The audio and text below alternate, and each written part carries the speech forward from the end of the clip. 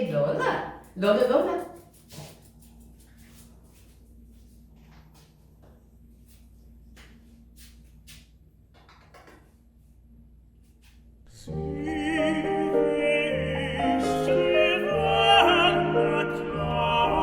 When this pandemic first really started to become real, I think I went into a bit of shock.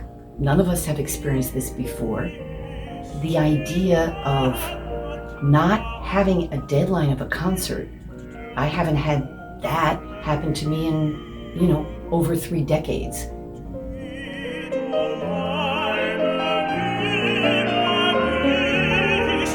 And I feel like the first month or so was almost a period of mourning. Mourning the loss of all the concerts and everything, being able to hug people, everything we've all gone through, and finally coming to a place of acceptance and kind of settling in to what this time was going to be.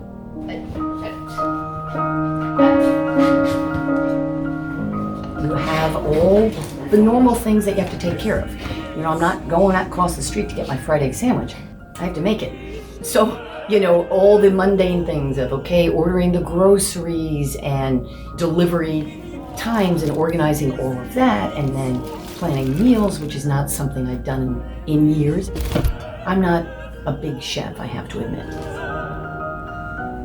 And taking care of our precious puppy, Lola, and making sure she gets enough walks during the day, and squeezing in time each day to exercise. One element of the day-to-day that's become really beautiful is every evening at 7 o'clock, my husband and I go out on our small terrace. We're so lucky to have a terrace, with our glass of wine. And it started off to kind of take part in the New York City cheer for the healthcare workers, and we'd be there clapping. But it's become something really beautiful. We have 2 rocking chairs out there.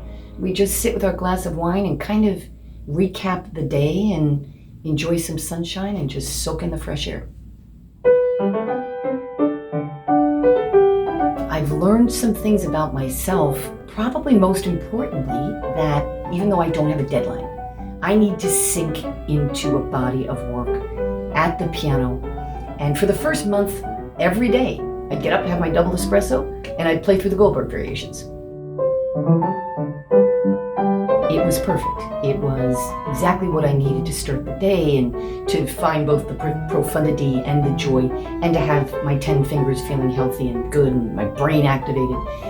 Then, by the end of March, I started feeling like, I need to sink into a project musically. I need to go into my piano studio here in New York City and have something that I'm really sinking into, and I need to impose my own deadlines.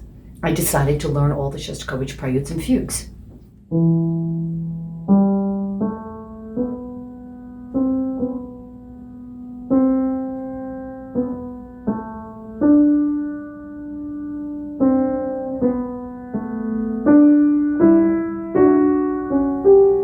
And it felt like the perfect repertoire for me. I can tell you that learning fugues with a pandemic brain is a really good thing to do. It's really challenging to learn fugues and to decipher them.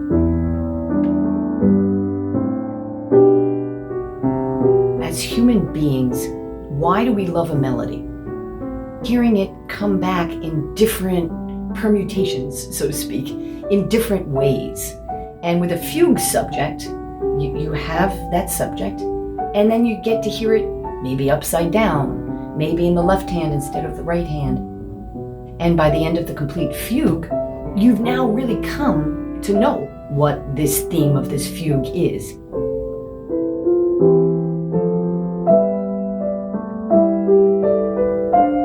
And sorting through that, almost at first in a scientific way, of understanding how is this fugue constructed, it takes your mind off everything else going on in the world. You have to apply 100% focus to learning this. That's a wonderful thing in this time that we're all living through, when there's so much going on, it feels like every single day. So it was sacred time in learning these fugues.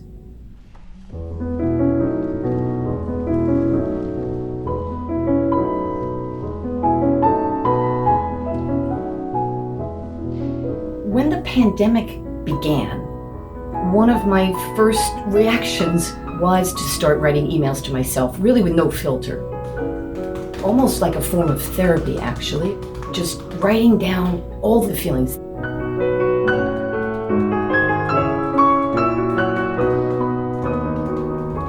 And it's just been a revelation over this now bigger stretch of time, because the early emails, the first ones started with how privileged and fortunate I felt for my life as a musician. And then I felt like the emails, they were pretty sobering.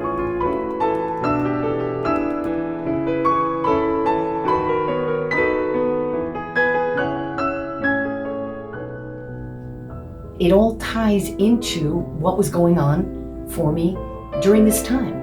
I am so fortunate to be the artistic director of a really magnificent music festival out in Vail, Colorado, called the Bravo Festival. And like so many organizations, we had to cancel in full. And I remember writing to myself during this period of time and crying while I'm writing. It was having to let it all go.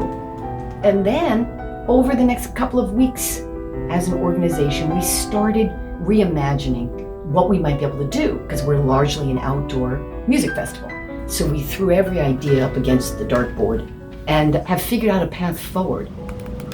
The emails now to myself are reflecting over the past couple of weeks a real sense of joy and hope and optimism, and having more of a belief in my own sense of purpose as a musician.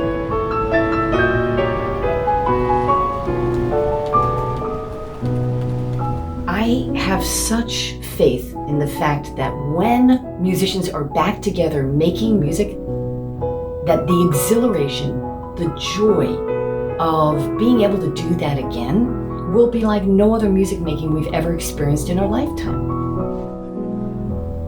And I think there's going to be some magic that comes along with that.